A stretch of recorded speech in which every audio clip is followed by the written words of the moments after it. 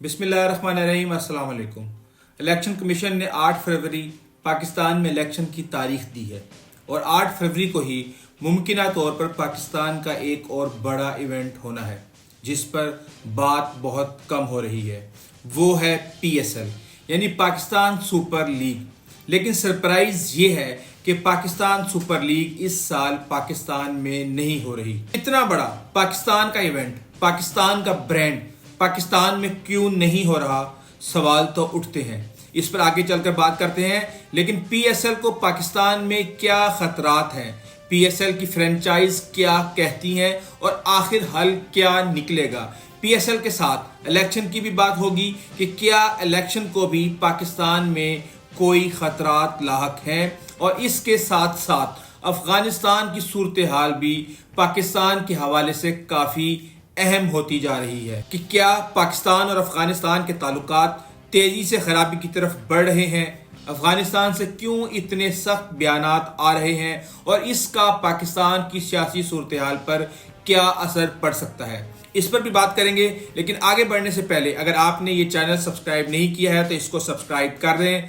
और bell icon को दबाना मत भूलिएगा। सबसे पहले अगर PSL की बात करें तो PSL पाकिस्तान की अपनी क्रिकेट लीग है जिसका पहला एडिशन 2016 में शुरू हुआ था और अब इस लीग का 9th सीजन जो है वो शुरू होना है जिसका मुकम्मल शेड्यूल तो अभी तक नहीं आया। लेकिन कहा यह जा रहा है कि मुमकिना तौर पर 8 या 9 फरवरी से ये शुरू होगा और फिर 1 महीना ये लीग रहेगी। इसके पहले 2 सीजन UAE में ही खेले गए और फिर 2018 में जब नजम सेठी पाकिस्तान क्रिकेट बोर्ड के चेयरमैन थे तो इस लीग के आखिरी 3 मैच पाकिस्तान आए और फिर ये लीग क्योंकि पाकिस्तान की अपनी कौमी क्रिकेट लीग थी तो इसके बाकी सीजन पाकिस्तान में ही खेले जाने लगे। इस साल खबरें ये आ रही हैं कि पाकिस्तान सुपर लीग के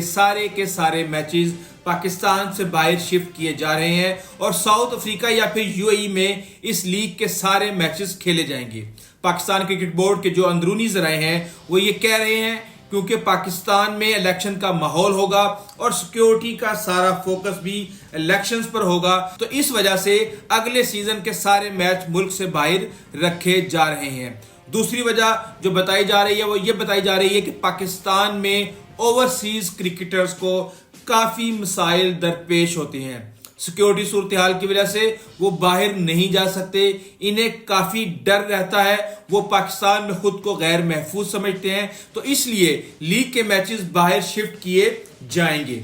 अब अगर ज़मीनी हालात देखें तो पाकिस्तान में इलेक्शन 8 फरवरी को होने हैं और इसके बाद तो हालात नॉर्मल होने ही होने हैं। इसके बाद सिक्योरिटी देने में क्या मसला है, आप एक हफ्ता लीग को आगे ले जाएं और पाकिस्तान में सारे मैचेस करा सकते हैं क्योंकि अगर आप दुबई या किसी दूसरे मुल्क में खेलेंगे तो वहां आपको बहुत सा एक्स्ट्रा खर्च करना पड़ेगा। आपको होटलिंग में, बैरून मुल्क सिक्योरिटी में, स्टेडियम के खर्चों में, एयर टिकट्स की मद में काफ़ी ज़्यादा खर्च करना पड़ेगा और PSL की फ्रेंचाइजीज भी यही सवाल उठा रही हैं। लेकिन PCB को ये चीज़ समझ नहीं आ रही। यकीनन इसके पीछे भी कोई ना कोई ऐसे माफिया का मुफाद होगा जिसका मकसद ये है कि अपनी एक बोटी के लिए पाकिस्तान की पूरी गायें कुर्बान कर दी जाए। और अगर PCB ये सब कुछ सिर्फ इसलिए कर रही है कि इलेक्शंस की वजह से पाकिस्तान सुपर लीग का शेड्यूल डिस्टर्ब ना हो तो वो तो वैसे भी होगा क्योंकि जनवरी के दरमियान से 17 फरवरी तक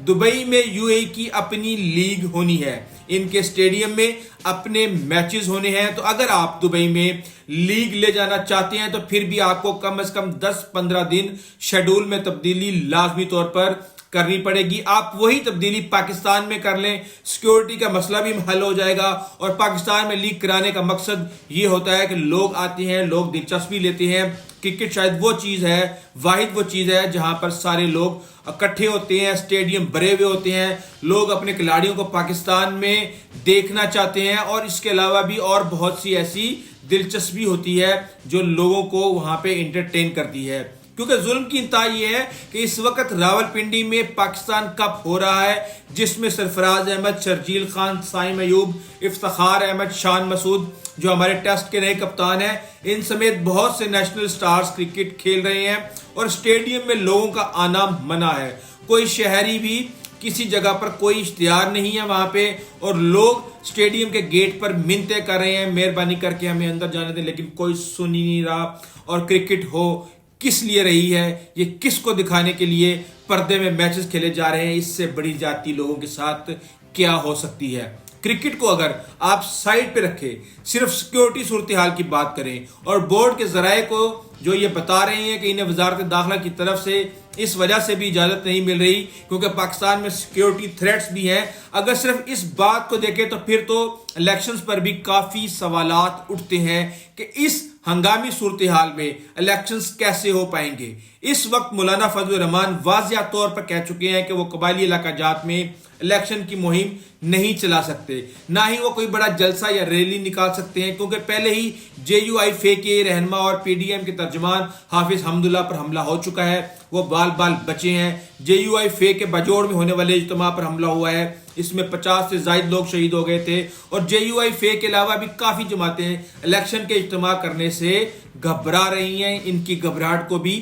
دور کرنا ہے۔ تیسری جو سب سے اہم بات ہے وہ افغانستان کے حوالے سے ہے، کیونکہ افغانستان کی صورتحال اب پاکستان کو ڈائریکٹ انفلوئنس کر رہی ہے۔ پاکستان میں ہونے والی دہشت گردانہ سرگرمیوں میں بھی جو سرزمین استعمال ہوئی وہ افغانستان کی زمین تھی، جو اسلحہ استعمال ہوا وہ امریکی اسلحہ تھا، اور امریکی اسلحہ اس وقت کافی تعداد میں افغانستان میں موجود ہے۔ پاکستان کے دفتر خارجہ نے کئی بار افغانستان کو یہ پیغام پہنچایا کہ وہ اپنی زمین پاکستان کے خلاف استعمال نہ ہونے دیں، ٹی ٹی پی کو نت ڈالیں، لیکن افغانستان حکومت نے ٹی ٹی پی کا وجود ہی قبول کرنے سے انکار کر دیا۔ ان کے مطابق تو یہ پاکستان اور ٹی ٹی پی کا اندرونی مسئلہ ہے، افغانستان کا اس سے کوئی تعلق ہی نہیں۔ ابھی کل ہی پاکستان کے دفتر خارجہ سے افغانستان حکام کو باقاعدہ ٹارگٹ بھجوائے، نام بھجوائے کہ یہ لوگ اس علاقے میں چھپے ہیں اور یہ آپ کی جگہ استعمال کر کے پاکستان میں حملے کر رہے ہیں، ان کو سنبھالیں اور ان کے خلاف کارروائی کریں، لیکن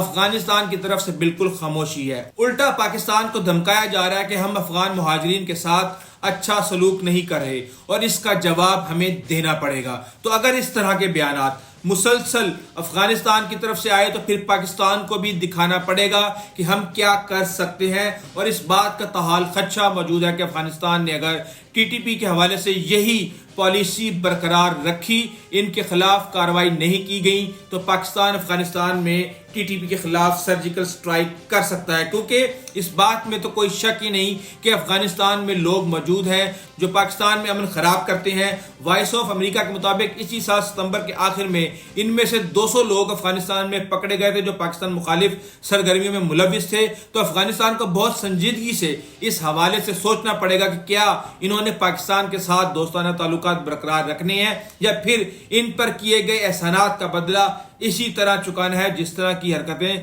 آج کل کی جا رہی ہیں پاکستان کو دھمکی دے دے کر۔ بہرحال حضرت علی کا قول ہے کہ جس پر احسان کرو اس کے شر سے بچو، اور پاکستان اتنا کمزور نہیں ہے کہ ہمسایہ ملک میں اپنے دشمنوں کو ختم نہ کر سکے۔ پاکستان بہت سے معاملات میں انتہائی سخت سٹانس لے رہا ہے، اور یہ جو پاکستان کی سالمیت کا معاملہ ہے یہاں پہ بھی پاکستان کو ایک سخت سٹانس لینا پڑے گا۔ آئندہ تک اجازت دیجیے، اللہ حافظ۔